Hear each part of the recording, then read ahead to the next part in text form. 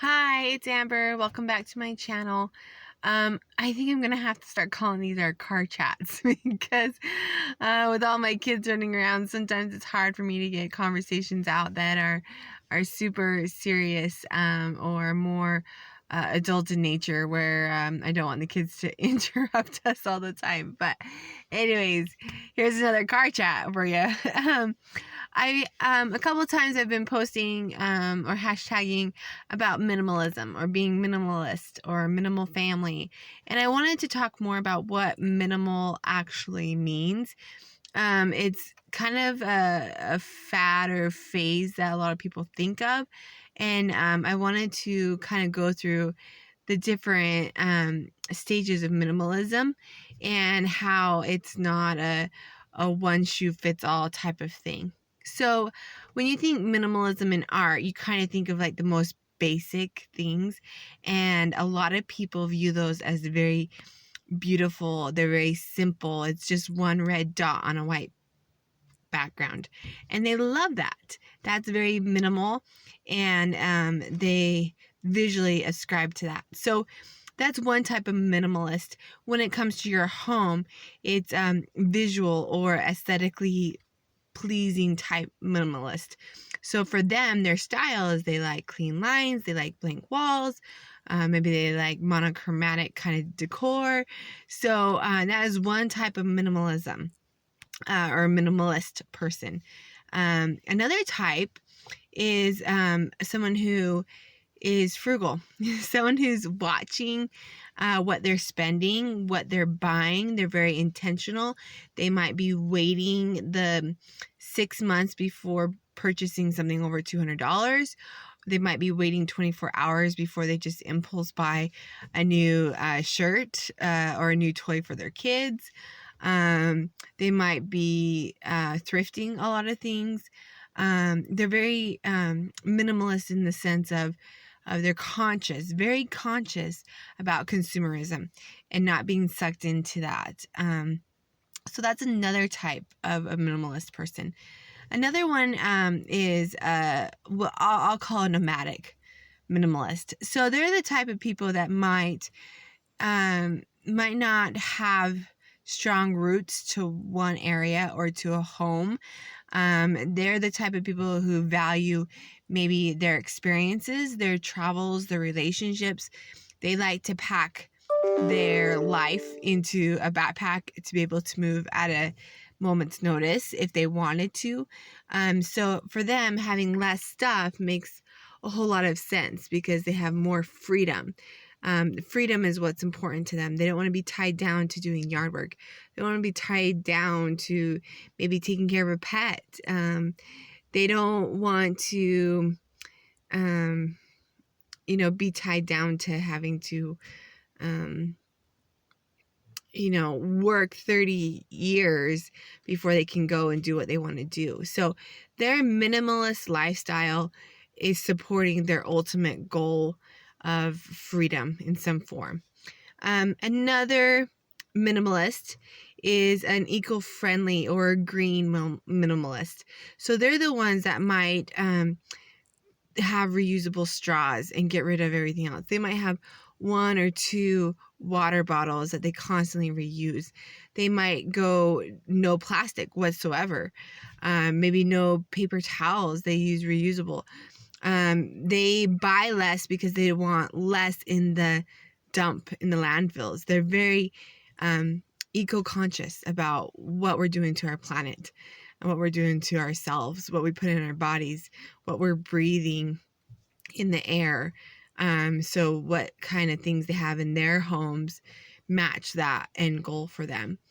Another type of minimalist, and this is where I feel I fall into, or how I stumbled upon minimalism, and what I call family minimalism or simplification.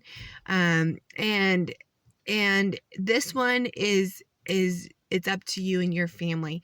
Basically, it's more practical reasons why you're doing this. Maybe you want to lessen your inventory so you have less to manage. And so therefore you're simplifying your belongings so you don't have to manage it as much.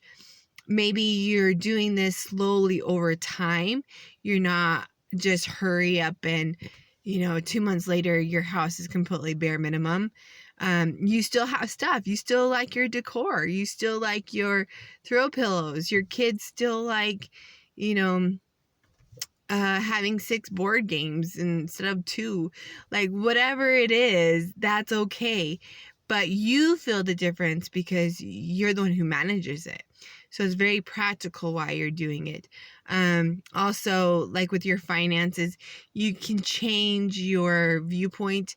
Maybe not as extreme as a frugal person, but enough to know more consciously, if I buy this, I'm going to have to manage it. Do I really want to manage it? Is that worth it to me? So it becomes more of more intentional living. Also, like, it's a way to meet your end goals a little bit faster.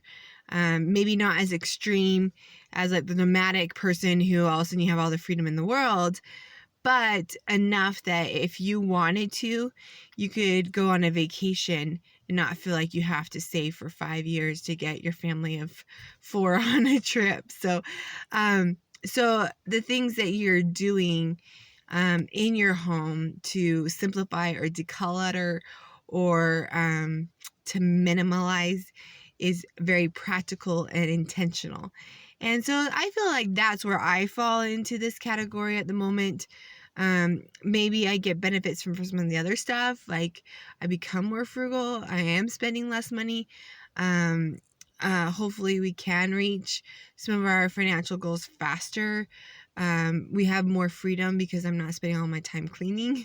So the categories of minimalism cross over one another. I have decor on my walls, but too much, I can feel a difference. So I'm more conscious about the furniture I buy, the decor I buy. I'm not just impulsive as much as I once was. This cute little trinket. I'm more intentional to have things more practical in my life and in my home and how I help my family. So anyways, I just wanted to kind of share what we've been talking about, what minimalism is, what it can be, and only you can define it for yourself. You should never feel judged by someone else. Just because I declutter a lot more than, like, say, my sister doesn't mean that I'm right and she's wrong, or vice versa. Just because we declutter the same amount, but mine is mostly decor items and hers is mostly clothes, doesn't mean that neither one of us are minimalists. We're both simplifying and reaching our goals in the way that we want to achieve them. So that's the bottom line, and I hope that motivates you guys to do what you need to do. I give you suggestions to think about because that's where I'm at and that's what I'm thinking about. So feel free to leave your comments of your suggestions and what you guys are going through.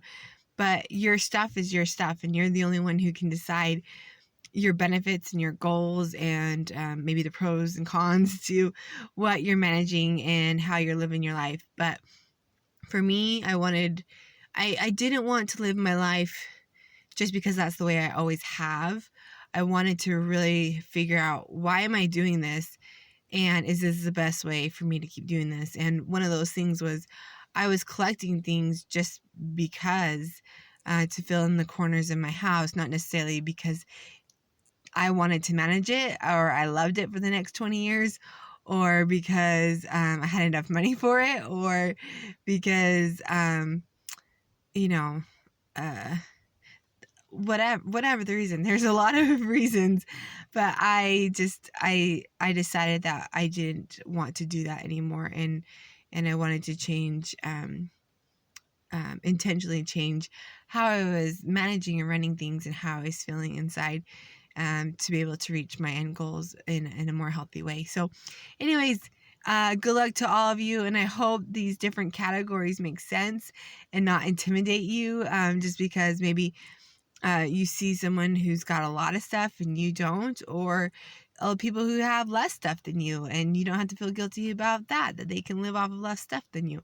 It doesn't matter. What matters is how you're feeling from the day to day and taking care of everything that you're responsible for. So anyways, Thanks for watching. Hugs. I'll catch you in my next video. Bye.